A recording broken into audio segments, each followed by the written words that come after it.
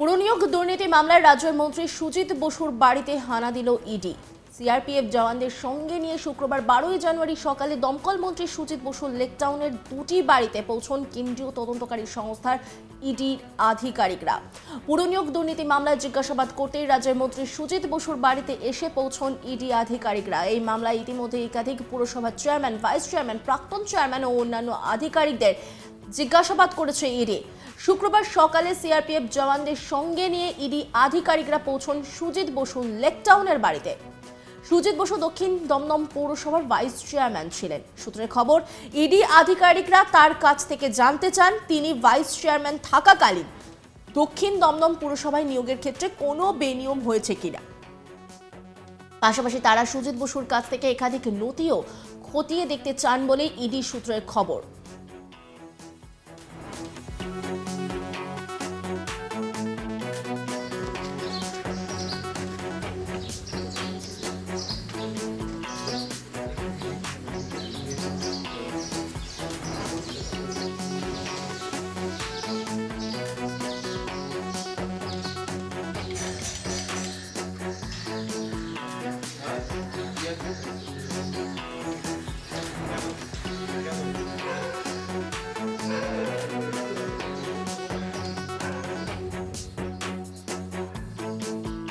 সেখানকার একটি পরিস্থিতি, সেখান থেকে একটি প্রতিবেদন তুলে ধরেছেন আমার কলিগ অরিন্দম। দেখাবো আপনাদের।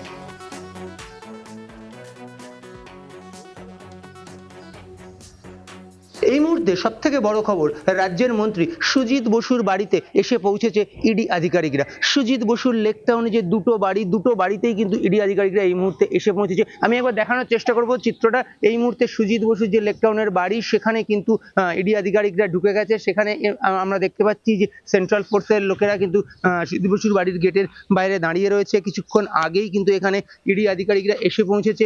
পুরো নিয়োগ দুর্নীতি মামলায় মূলত ইডি আধিকারিকরা রেড করছে এবং তারা এই মুহূর্তে লেকটাউনে সুজিত বসুর যে দুটি বাড়ি রয়েছে সেই দুটি বাড়িতেই কিন্তু এসে পৌঁছেছে। আমরা যে চিত্রটা দেখতে পেলাম সকালবেলায়, ইডির আধিকারিকরা লেকটাউনে সুজিত বসুর বাড়ির সামনে এসে পৌঁছয়। তারা কিন্তু এখানে দীর্ঘক্ষণ ধরে অপেক্ষা করে, তারা দরজার বেল বাজায় করে। দীর্ঘক্ষণ অপেক্ষা করার পর কিন্তু সুজিত বসুর বাড়ির ভেতর থেকে দরজা খুলে দেওয়া হয় এবং তারপর ইডি আধিকারিক যারা এখানে ছিল তারা সুজিত বসুর বাড়ির ভেতরে পৌঁছেছে। এই মুহূর্তে আমরা যারা সূত্র মারফত জানতে পাচ্ছি যে তারা সুজিত বসুকে জিজ্ঞাসাবাদ করতে চাইছে। এই যে পুরো নিয়োগ দুর্নীতি মামলার যে পুরো নিয়োগ দুর্নীতি মামলা তদন্ত ইডি করছে, যে মামলাতে এই মুহূর্তে একাধিক ব্যক্তিকে ইডি জিজ্ঞাসাবাদ করেছে, একাধিক পুরসভার চেয়ারম্যান থেকে শুরু করে ভাইস চেয়ারম্যান কিংবা প্রাক্তন চেয়ারম্যান তাদেরকে জিজ্ঞাসাবাদ করেছে।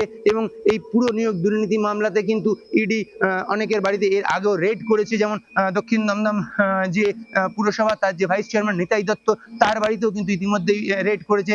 বা প্রাক্তন চেয়ারম্যান দক্ষিণ দমদম পুরসভার পাঁচুরায়, তার বাড়িতে রেড করেছে। এই মুহূর্তে আমরা দেখতে পাচ্ছি যে রাজ্যের মন্ত্রী সুজিত বসু তার বাড়িতেও ইডি আধিকারিকরা এসে পৌঁছেছে এবং তার বাড়িতে ইডি আধিকারিকরা রেড করছে। যে ছবি দেখা যাচ্ছে যে সুজিত বসুর বাড়ি, তার বাড়ির সামনে কিন্তু সিআরপিএফ জওয়ানরা দাঁড়িয়ে রয়েছে। এর বাড়ির ভেতরে ইডি আধিকারিকরা এই মুহূর্তে পৌঁছেছে। আমি আরেকবার একটু দেখানোর চেষ্টা করব যে এর পাশাপাশি সুজিত বসুর আরেকটি বাড়ি রয়েছে, সেই বাড়িতেও কিন্তু ইডির আধিকারিকরা এসে পৌঁছেছে এবং সেই বাড়ির সামনেও কিন্তু আমরা যে চিত্র দেখতে পাচ্ছি যে সেখানেও কিন্তু সিআরপিএফ জওয়ানরা বাইরে থেকে ঘিরে রয়েছে। এই সেই বাড়ি, যে বাড়িতে কিন্তু ইডি আধিকারিকরা এসে পৌঁছেছে, সেখানে কিন্তু আমরা যে চিত্রটা দেখতে পাচ্ছি এবারে লোকাল থানার যে পুলিশ, লোকাল থানার আইসি, সে নিজে ঘটনাস্থলে উপস্থিত হয়েছে। লোকাল থানার আইসি নিজে ঘটনাস্থলে উপস্থিত হয়েছে আমরা দেখতে পাচ্ছি এবং সে কিন্তু সিআরপিএফ জওয়ানদেরকে জিজ্ঞাসাবাদ করছে যে তিনি জানতে চাইছেন যে এখানে সুজিত বসুর বাড়িতে যারা এসছে তারা কারা এবং তারা কেন এসেছে সেটা তারা জানতে চাইছে, উনি জানতে চাইছেন। এবং আমরা দেখতে পাচ্ছি যে সুজিত বসুর বাড়ির বাইরে সিআরপিএফ জওয়ানরা দাঁড়িয়ে রয়েছে, সিআরপিএফ জওয়ানরা ঘিরে রয়েছে। এটাও সুজিত বসুর একটি বাড়ি। পাশাপাশি আমরা এর একটু আগেই যে চিত্র দেখিয়েছিলাম সেটাও কিন্তু সুজিত বসুর আরেকটি বাড়ি, অর্থাৎ এখানে দুটি সুজিত বসুর বাড়ি। উনি কি বলছেন আমরা একটু শুনি। আচ্ছা, আপনি এখানে হঠাৎ আজকে এখানে এই মুহূর্তে কেন? আমরা জানি না কিছু, এখানে খোঁজ নিতে এসেছি। ওই যে খোঁজ নিতে এসেছি। কি খোঁজ নিতে এসেছেন?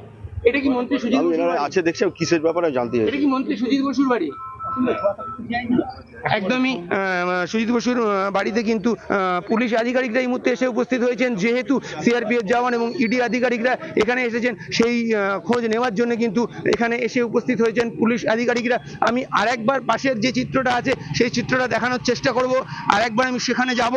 এই যে লেক টাউন, এটি লেক টাউনের মধ্যে জায়গা যেখানে সুজিত বসুর বাড়ি, দুটি বাড়ি এই মুহূর্তে। সুজিত বসুর এই যে বাড়ি, যেটা ছবিতে দেখা যাচ্ছে, এই যে বাড়ি যেটা আমি দেখানোর চেষ্টা করব, এই বাড়ি, এর মধ্যে কিন্তু আমরা সূত্র মারফত যে খবর পাচ্ছি সুজিত বসু কিন্তু এখানে রয়েছেন, এখানেই সুজিত বসু থাকেন। আপাতত সুজিত বসু এখানে রয়েছেন এবং আমরা যেটা সূত্র মারফত জানতে পাচ্ছি যে ইডি আধিকারিকরা মূলত সুজিত বসুকে জিজ্ঞাসাবাদ করতে চাইছে। তারা এই যে পুরো নিয়োগ দুর্নীতির যে তদন্ত, সেই তদন্তে তারা জিজ্ঞাসাবাদ করতে চাইছে সুজিত বসুকে, এবং সেই জন্যই আজ শুক্রবার সকালবেলায় ইডির আধিকারিকরা সেন্ট্রাল ফোর্সের জওয়ানদের নিয়ে তারা এসে উপস্থিত হয়েছে মন্ত্রী সুজিত বসুর বাড়িতে, এবং এই মুহূর্তে তারা কিন্তু সুজিত বসুর বাড়ির ভেতরে গেছে এবং তারা জিজ্ঞাসাবাদ করছে। অরিন্দম ভট্টাচার্য, আজ তাক বাংলা, কলকাতা।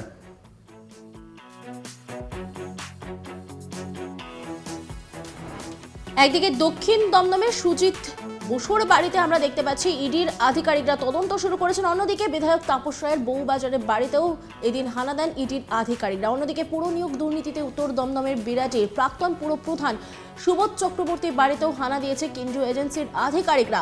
বউবাজারে তাপস রায়ের বাড়িতে 105 বিবি গাঙ্গুলি স্ট্রিটের বাড়িতে হানা দেয় ইডি। পুর নিয়োগ দুর্নীতিতে তার কোনো যোগসূত্র আছে কিনা তা খতিয়ে দেখছেন কেন্দ্রীয় এজেন্সি।